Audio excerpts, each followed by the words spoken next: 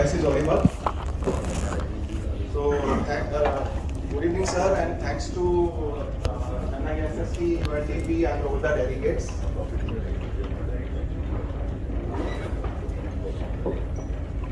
So, like time is very limited, so I will be coming directly on the points. मैं basically technical background से हूँ and जो भी technical queries हैं, जो टेक्निकल क्वेश्चंस हैं, आई विल रिक्वेस्ट कि कोई भी बीच में पूछ सकता है. I will be happy to answer that and whatever point we have discussed on the dais, all this point will be addressed and will be very specific. Like अगर मैं एक कार्बन कंज्यूम करता हूँ तो मैं 3.72 टाइम्स CO2 प्रोड्यूस करता हूँ. हिंदुस्तान में इलेक्ट्रिकल एनर्जी अगर एक यूनिट प्रोड्यूस होती है तो 720 ग्राम CO2 जनरेट होती है. मैं इसकी पूरी कैलकुलेशंस के साथ बात करने वाला हूँ. एंड अगर हम ये कंपेयर करें यूएस से, तो यूएस में वही एक यूनिट एनर्जी प्रोड्यूस करने के लिए 370 ग्राम CO2 प्रोड्यूस होती है. मतलब इतना फर्क है, जिसमें क्या डिफरेंट मेथडोलॉजीज हैं, कैसे CO2 को मेजर करना है. Each and every point we will be addressing in this presentation. So first of all, like what is KJSS Cosmos? Basically, KJSS Cosmos is a single point platform where we can address all the steel industry related issue. That's the aim I set up this company. Mainly क्या था कि एक book पढ़ी थी मैंने around 2 साल पहले कि die empty. So that book inspired me a lot कि मुझे जब मरना है तो मेरे दिमाग में जितने आइडियाज हैं वो मैं इंडस्ट्री को या जहां भी मैं बिलोंग करता हूं उसको दे के जाऊं. तो उस सोच के बाद मैंने फिर थैंक यू ये सोच को लेते हुए मैंने मतलब I was working with lot of I have worked with Tata, I have worked with JSPL, JSW, JSL, SMS group, means almost all industries I have worked and हर लेवल पे काम किया है. GET से लेकर के complete I was like in JSPL complete project head, domestic as well as international. My last assignment was with SR and I was heading all their international as well as domestic projects. But मेरा एक सपना था कि कुछ ऐसा करके जाना है. So I left that job and came to the business. The QR code, if like with this QR code you can access this presentation. So you can have on your mobile. And this is QR code which is talking about the presenter, like what is my background and all. If you want to see, like, otherwise I go ahead. Sorry, getting confused with this. So the major what we are going to cover in this presentation is that we are going to compare 8 different steel making processes and what is the capex and opex involved in each process, and what is about the CO2 generation through each process and how to address the CO2 issue. And specifically, I will talk about coal-based DRI, like how much energy we are losing there and how can we recover that.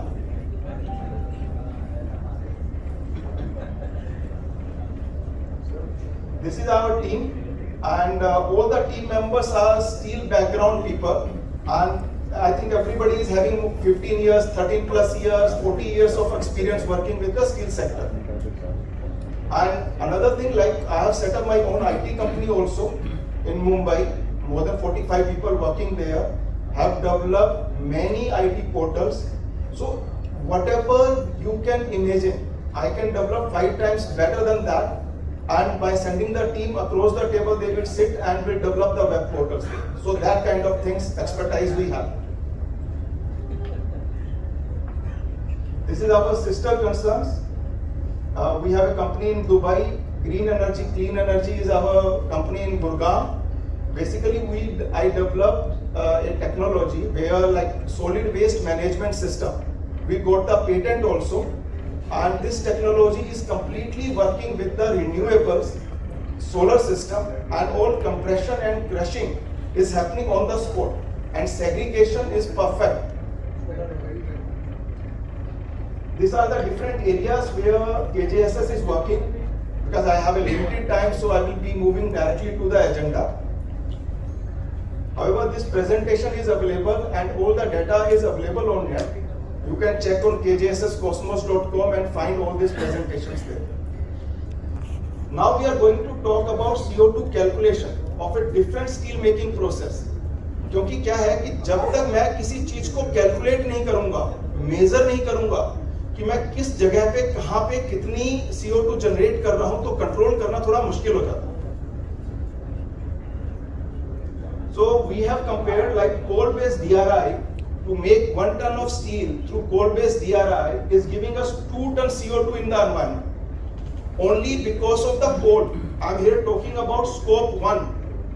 So in CO2, there are 3 different types of scope, like scope 1, scope 2 and scope 3. So actual CO2 which is being produced in India for making 1 ton of steel is more than 3 ton. So all these details are available on the website also, so you can have it anytime. And I have simply explained like how much is the carbon, what is the value with all calculations. Like you can see here, a blast furnace is producing around 1.8 ton by using the coal in the blast furnace, 1.8 ton of CO2.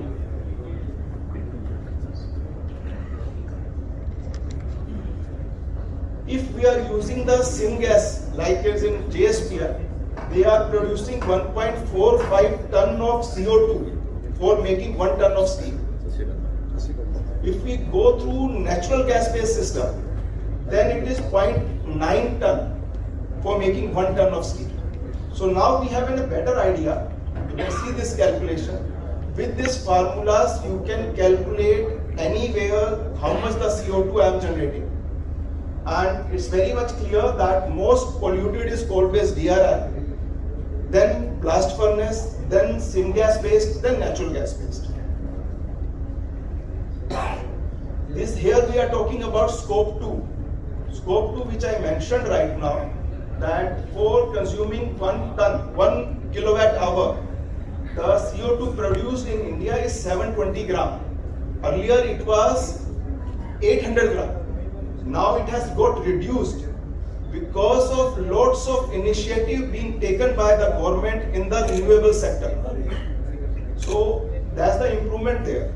However, if we compare with USA, USA is just 370 gram. So for each and every unit, I have put up like pellet plant. There is a 50 unit per ton consumption, so I am producing 36 kilogram per ton of the CO2. So all this data is there. Whatever units we have in our plant, like we have a pellet plant, we have whatever like coal-based DRI and all these things. So we can calculate how much scope 2 CO2 is being produced. So basically in the CO2 there are 3 things. One is scope 1, another is scope 2, third one is scope 3. Scope 3 is not in our control. Scope 3 is basically like I am getting the raw materials, say from South Africa or from somewhere else, reaching that raw material to our plant. How much CO2 I am generating, like how much truck is being used, ship is being used. So total how much CO2 is being generated through CO2, through scope 3. So the picture is not visible. Here we have compared, I don't know what's the reason. But you can see, as a thumb rule, we can take 0.3 kilogram per ton of steel making is the thumb rule across the world for scope 3 production. So if we total all this scope 1, scope 2, scope 3, in India, all primary sector are producing around 2.7 ton of CO2 or more, not less than that.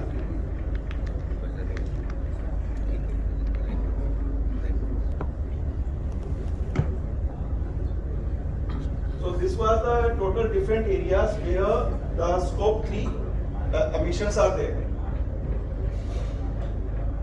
Here we are going to talk about like how to capture the CO2 from coal-based DRI and how to use it.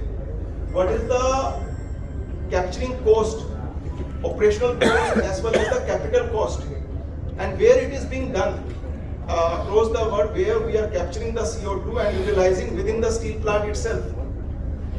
So in case of coal-based DRI, after the ESP, we can capture the CO2 and make a CO2 grid. And how can we take this CO2, liquefy it and send it to the end consumer?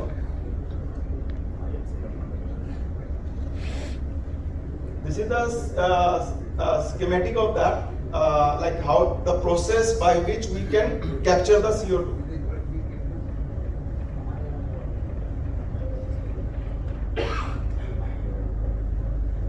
Capturing the CO2 is very common across the world.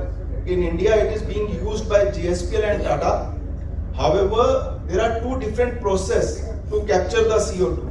One is the amine-based, other one is the membrane-based. So membrane-based is majorly used in China, and amine-based is being used by Tata and GSPL. But even after capturing the CO2, they are emitting it to the environment. So it's not giving any benefit. So we must use this CO2 within the plant itself.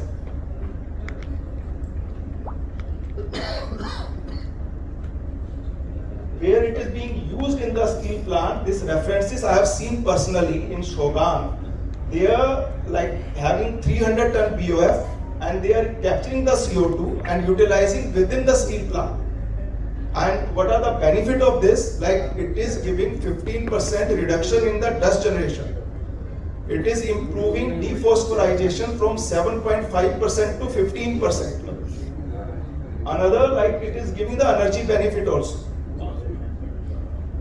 And we also have tied up with the foreign universities to develop this technology. And we wish, like in case if steel industry support us, then we can create a pilot project in India and use this CO2 within the steel plant.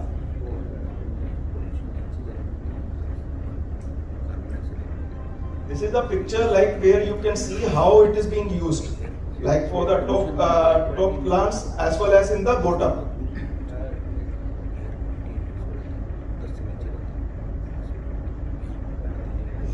This is the common reactions happening in the steel bar if we are using the CO2. Like CO2 with the carbon is giving us the CO. If we are using with the phosphorus, then it is giving us the phosphorus pentaoxide. If we are using it with the silicon, then the SiO2. So using the CO2 within the steel plant is a workable solution. We need to work upon it.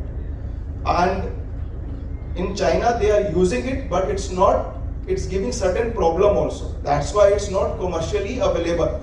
They are also doing some research and development on that. In spite of waiting that China develop the things, then they market and then we buy.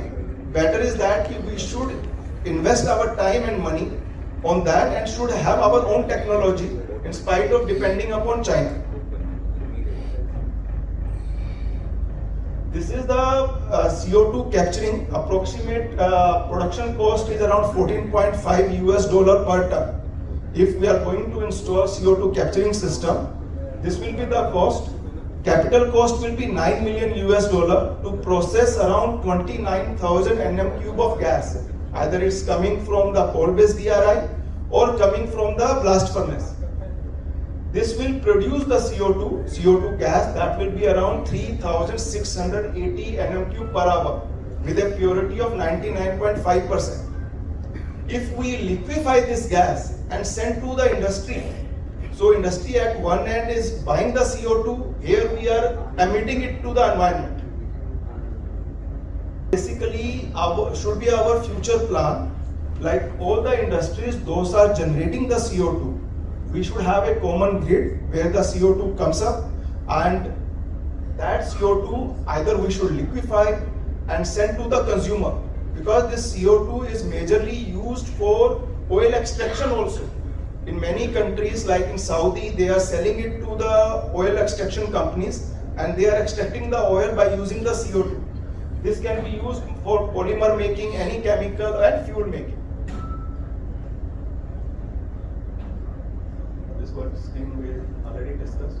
So now what we have discussed till now is about like how to calculate the CO2, how much CO2 we are generating in a different area, how to address that issue, and how to use the CO2 for the benefit of the society, benefit of our country, and benefit of the environment. Now we are going to discuss like different steel making process. What is the capex involved if we are putting up a plant, say with the coal gas based DRI, which GSPL has put up, or if we are putting up a plant with the natural gas based system. So all this process capex and operational cost we have compared here. If anyone has any query on all this process, we can discuss in detail, in length.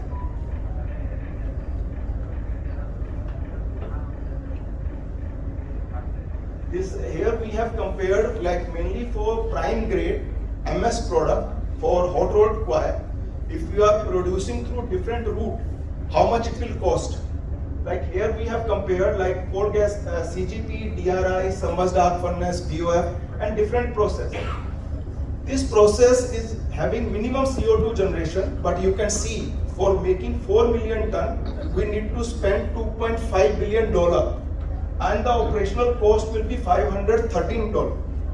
But if we compare it with the blast furnace BOF process, which is having maximum CO2 generation in this chain, that capital cost is $1.8 billion and operational cost is $430 per ton.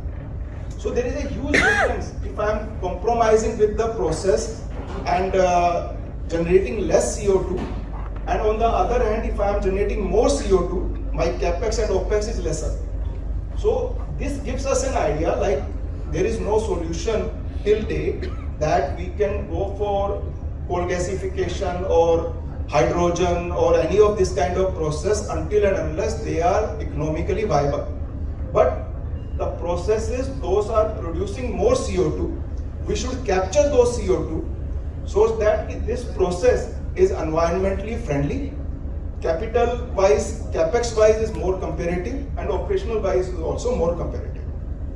That's I am going to say that this is the solution for the future.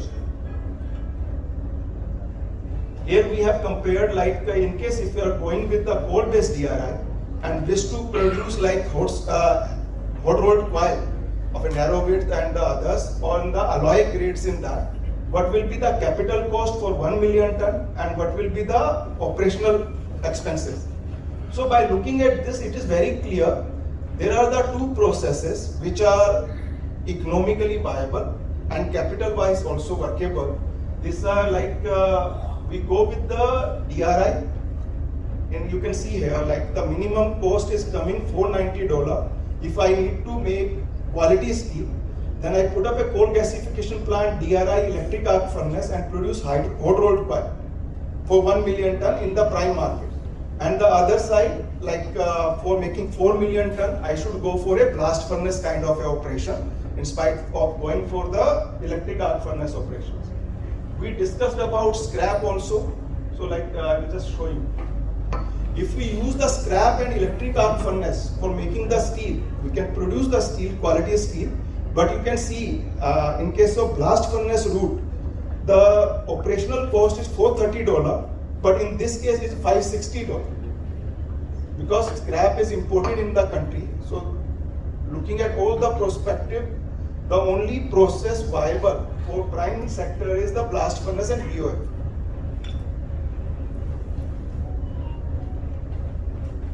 And for the non-prime sector or secondary products if we need to produce, then the viable option is coal-based DRI, power plant, induction furnace, and then it's like $460 per ton and $462. Like if we use submerged arc furnace, then it will be around $2 cheaper.